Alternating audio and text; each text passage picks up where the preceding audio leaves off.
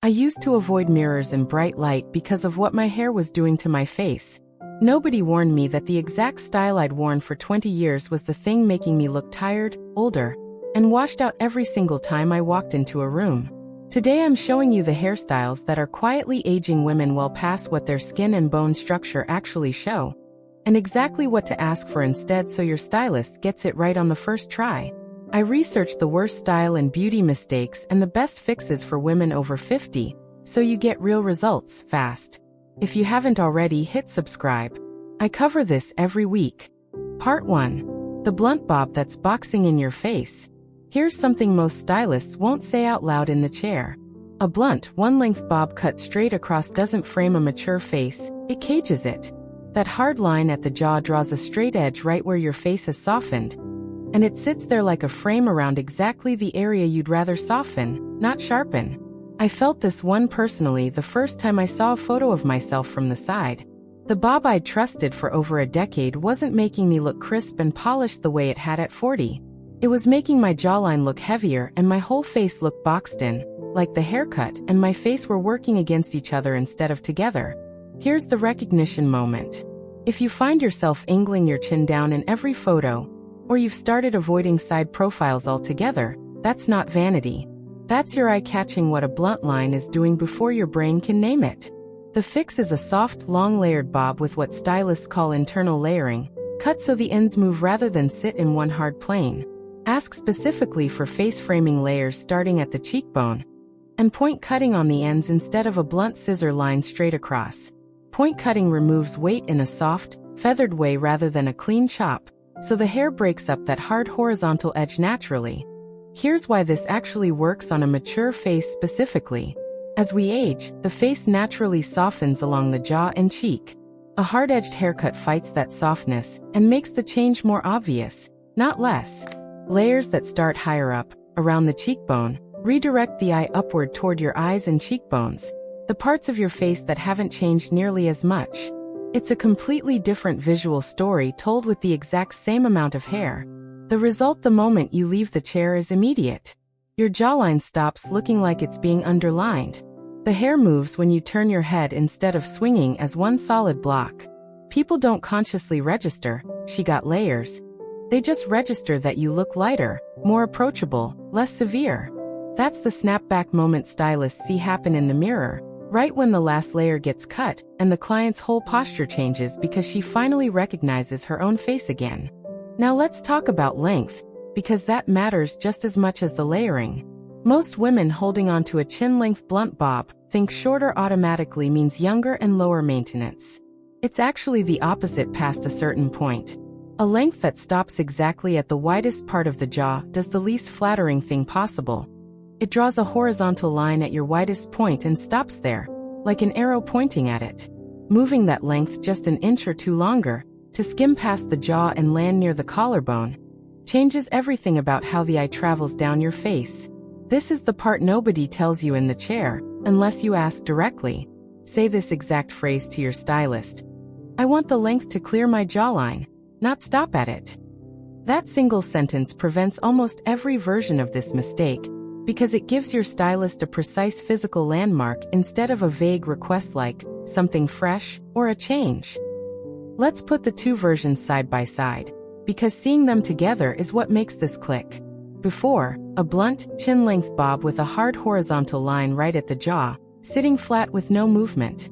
After, the same base cut, extended a couple of inches past the jaw, with soft internal layers starting at the cheekbone that let the ends move and catch light. Same amount of hair, same trip to the same chair, completely different face reading back at you in the mirror. That's mistake one handled. But there's a second haircut doing something even sneakier to your appearance, and this one hides in plain sight because it looks so classic on the surface. Part 2. The fringe that's making you look tired, not youthful. A blunt, straight across fringe is sold to mature women as the instant youth fix. Walk into almost any salon and mention wanting to look fresher, and 9 times out of 10 someone reaches for a heavy, straight fringe like it's the universal answer. Here's the surprising part nobody explains. On a mature face, a heavy blunt fringe does the opposite of what it promises. It sits low and flat across the forehead, And it doesn't hide lines. It presses down on the exact spot where any fatigue in the eyes reads the strongest. I've watched this happen to more than one friend of mine. She wanted to feel younger, got a full blunt fringe cut straight across her brow line, and the compliments that came back weren't about looking younger. They were the polite, careful kind, "Oh, that's different" kind that means something isn't quite landing the way she hoped. The recognition beat here is simple. If you've had a fringe cut and found yourself reaching up to push it to the side within a week, your instincts were right before your brain caught up. A heavy fringe closes off the top third of your face, which is exactly where a mature face needs the most light and openness, not less. The fix stylists actually recommend for this exact problem is a soft curtain fringe, parted down the center and swept to both sides, blended into the layers around it rather than cut as one separate blunt piece. Ask for it this way. I want a curtain fringe that blends into my layers, parted at the center, not a blunt fringe cut straight across. That phrasing tells your stylist you want integration, not a separate hanging piece. Here's the mechanism behind why this works so much better. A center-parted curtain fringe creates two soft diagonal lines instead of one hard horizontal one. Diagonal lines lift the eye upward, horizontal lines pull it down and flatten it. Since a mature face already has some natural downward pull at the outer eyes and mouth, the last thing you want is another horizontal line reinforcing that direction. The curtain fringe works with gravity instead of fighting it, and it opens up the temple area, which is often the first place people notice brightness or the lack of it in a face. There's a second layer to this fix that most videos skip entirely, and it's about texture, not just shape. A blunt fringe only looks good bone straight and freshly styled, which means it demands daily upkeep most of us don't want to commit to. A soft curtain fringe, blended with the surrounding layers, actually looks better with a little movement and imperfection. It's a style that works with your real morning, not against it. That alone is worth asking for even before you consider the flattering angle of it. The snapback result is what I hear most often from women who make this switch. It's not "I look younger." It's "I look more rested." That distinction matters. Nobody wants to chase youth and come up short. Everybody wants to walk into a room and have people assume they slept well and feel good. And a soft curtain fringe delivers exactly that impression because it opens the eye area instead of shading it. Before and after, side by side. Before, a heavy blunt fringe cut straight across the brow, sitting low and flat, requiring daily flat ironing to look intentional. After, a soft center-parted curtain fringe blended into the surrounding layers, swept open at the temples, moving naturally with almost no styling effort. It's the same forehead. It's a completely different first impression. Now there's a color mistake sitting right underneath both of these cuts that I haven't even mentioned yet, and it's arguably the one doing the most damage of all three. Part 3. The flat, uniform color draining warmth from your face. Here's a fact that surprises almost every woman I talk to about this. Solid single-process hair color, the same shade root to tip with zero variation, isn't a safe, classic choice on a mature face. It's often the single biggest reason a haircut looks flat in photos even when the cut itself is beautiful. Flat color has no dimension, and without dimension, hair reads as a solid block sitting on top of your head rather than something that frames your face with light and shadow. I think this one is the sneakiest of all the mistakes on this list because it doesn't look wrong in the mirror at home under soft bathroom lighting. It looks wrong the second you step into daylight or a well-lit room, which is exactly where most photos and most real-life conversations actually happen. Flat, all-over color, especially in a solid gray, silver, or single-tone dye job, absorbs light instead of reflecting it, and a face that's lost some natural collagen and volume needs every bit of reflected light it can get. The recognition moment for this one usually comes from photographs, not mirrors. If you've looked back at recent photos and felt like your hair looked flat or heavy, without being able to explain exactly why, this is very likely the answer. It's not the cut. It's the color sitting on top of it with nowhere for the light to land. The fix is what colorists call lowlights and face-framing highlights placed in a soft, balayage-style pattern rather than uniform foils. Ask for this exact language.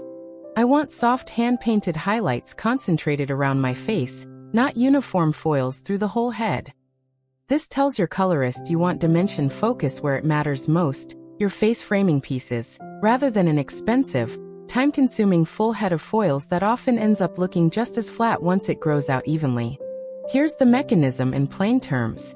Lowlights, which are pieces slightly darker than your base color, create shadow and depth. Highlights, placed just around the hairline and face framing pieces, create small pockets of reflected light exactly where your face needs brightness most, near the eyes and cheekbones. Together, this combination does something flat color simply cannot do.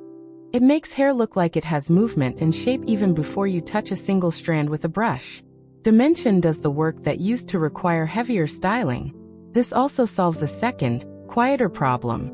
Solid gray or silver color, done in one flat tone, can sometimes read as older than actual salt and pepper or naturally dimensional gray does, because real graying hair is never one uniform shade, it's naturally variegated. When a colorist mimics that natural variegation instead of flattening it into one tone, the color looks more like hair that's aging beautifully and less like hair that's been done. That's the difference between color that looks intentional and color that looks corrective. The snapback result shows up the moment she steps outside the salon into real daylight.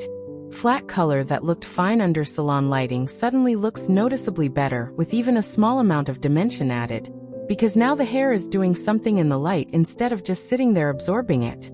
Skin tone looks warmer by comparison. Eyes look brighter simply because there's now contrast nearby instead of one flat block of color competing with nothing. Before and after. Flat, single process color with no variation from root to tip, absorbing light and reading as one dense block, next to soft face framing highlights and lowlights placed in a natural, hand-painted pattern that catches and reflects light with every small head movement.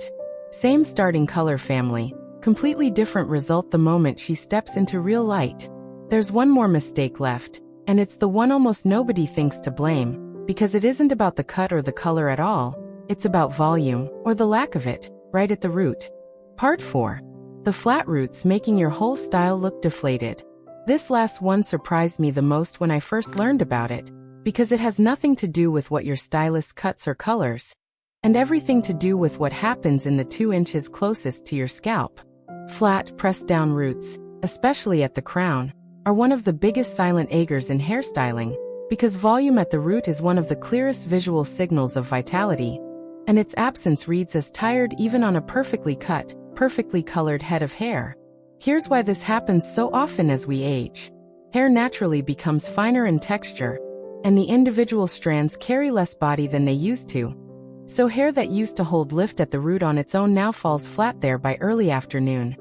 Sometimes by the time you leave the house. Most women respond to this by adding more product through the length, which does nothing for the root, or by teasing the crown, which looks great for an hour and then collapses. You'll recognize this one immediately if your hair looks full and pretty right after a salon blowout, then looks noticeably smaller and closer to your head by evening. Every single time, no matter what products you've tried. That's not your hair failing you. That's a cutting and styling issue that a few specific requests at your next appointment can fix at the root, literally. The fix has 2 parts and both matter. First, ask your stylist for internal layering that starts higher up, closer to the crown, rather than layering that only begins mid-shaft. This removes some of the weight sitting on top of the root area, which is often the actual reason it collapses so fast. There's simply too much hair weight pressing straight down on those first 2 inches. Second, ask specifically for a root lift blow-dry technique, using a round brush lifted directly at the root, held there briefly before moving down the length, rather than a flat, pull-through blow-dry. Say this exact phrase at your next appointment. Can we take some weight out near the crown and finish with a root lift blow-dry? That single sentence addresses both the structural cause, excess weight pressing the root flat, and the styling technique that reinforces the fix every time you wash and dry your hair at home. Here's the mechanism behind why this makes such a visible difference. Volume at the root does something no other single hair change does. It changes the entire silhouette of your head and face from every angle, not just straight on. It's the difference between hair that looks like it's resting on your head, and hair that looks like it's growing out of it with energy. A face with softer, lower features actually benefits enormously from that upward lift at the crown, because it adds a vertical line that balances and lightens everything below it. The snapback result here is the one I hear about most from friends who've made this specific change. It's not compliments about the haircut or the color. It's people saying she looks energized or well-rested. Full stop, with no mention of hair at all. Because root volume reads on a subconscious level as vitality before anyone consciously registers what they're looking at. Before and after one final time. Before, hair flattened at the crown by early afternoon, weighed down by uncut length sitting directly on the root, requiring constant restyling throughout the day. After, internal layering removing weight near the crown, finished with a root lift blow-dry technique, holding visible lift and shape for hours with no extra effort. Same hair, same density, an entirely different silhouette. You now know the 4 things quietly aging your hairstyle: a blunt boxed-in cut, a heavy flat fringe, uniform flat color and flattened roots, and exactly what phrase to say in the chair to fix each one. That's not guesswork anymore. That's a plan you can walk into your next appointment with and use word for word. Which one of these 4 did you recognize in your own hair the second I described it? Tell me in the comments. I read every single one. Next week I'm covering the exact questions to ask before you commit to going lighter with your color, so you don't end up with regret at the sink. Like this video, subscribe to Timeless Wisdom Path, and I'll see you in the next one.